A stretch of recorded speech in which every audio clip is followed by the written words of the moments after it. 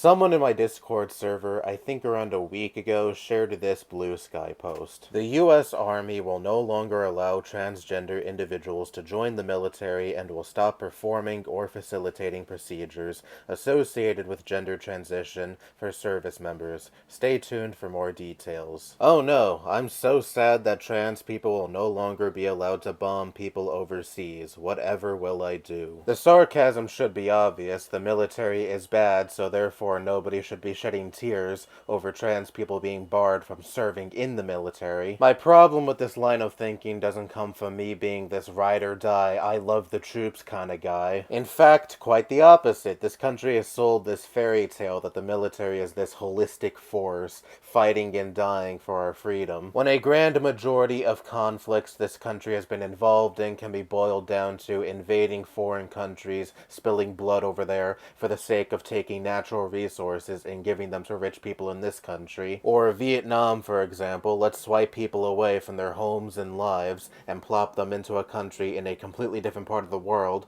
in order to ensure that our values are instilled into said country. So the short and sweet of it is, I'm not very big on the military and many of the conflicts this country involves itself in. All of what I talked about can be true and is true, but at the same time, I don't support a trans military ban because I don't like the principle of it. This is an instance where you have to look at the bigger picture. Not everyone who is against a trans military ban is this cringe liberal, cheering on for the most vapid identity politics and saying, yes, we need more female drone pilots. I'm against it on the basis of this being yet another attempt to socially ostracize trans people. And this further asserts the notion that trans people are inherently less capable than others just on the basis of their identity. And I'm not even limiting this to just the military. The dehumanization is the goal. We already have Trump withholding federal funds that would go to gender-affirming care for minors. He's also signed an executive order calling for the Department of Education to withhold funding from schools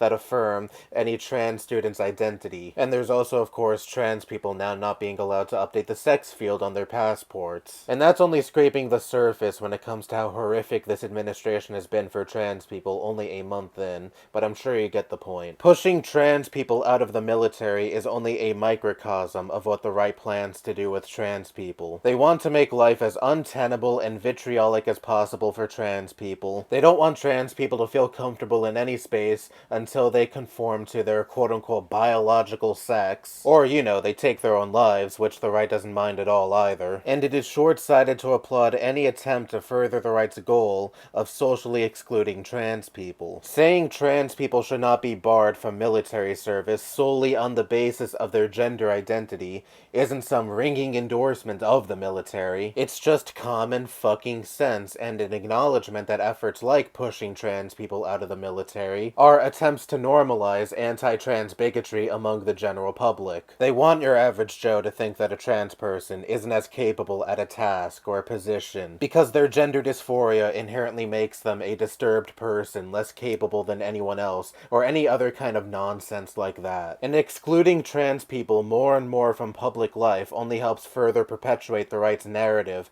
on trans people. Because do you want to know one of the best ways to destigmatize a minority group? Actually getting to fucking know people within said minority group. The less you allow trans people to be in public life, the more you allow the right to dominate the narrative when it comes to trans people. Because then, really the only instances a regular person who is not so politically in tune would hear about trans people would be when the Trump administration or any right-wing mouthpiece is ranting and raving about trans people supposedly all being groomers, forcing 5-year-olds to medically transition, only going into bathrooms that do not correlate with the gender they were assigned at birth, to peep on and sexually assault people. They want the public to only view trans people as sexual predators and menaces to society. And part of how they accomplish their end goal is ostracizing trans people from society as much as possible. A trans student can't be openly trans in school because then other students would interact with that kid, and perhaps even befriend them and realize, hey, maybe trans people aren't so bad because this individual trans person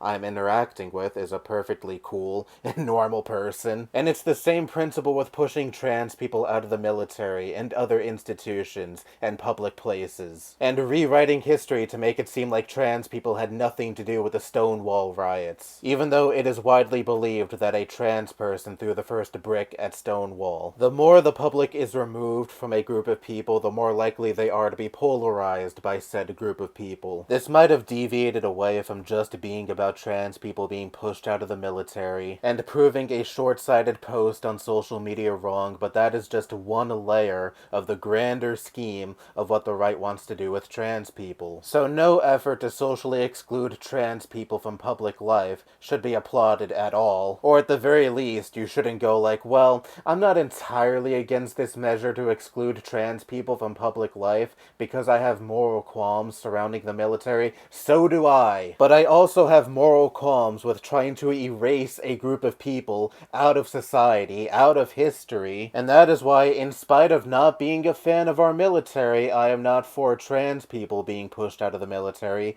solely on the basis of their identity and nothing more. I know, the person whose post I flashed on the screen at the beginning of this video isn't some extremely influential or notable figure, but they're not the first person on the left who I have seen say this, and I just really wanted to talk about this because it is so grossly misguided. Open your mind a bit and think of the bigger picture and what is actually going on. Anyway, that's all I have to say. Bye-bye.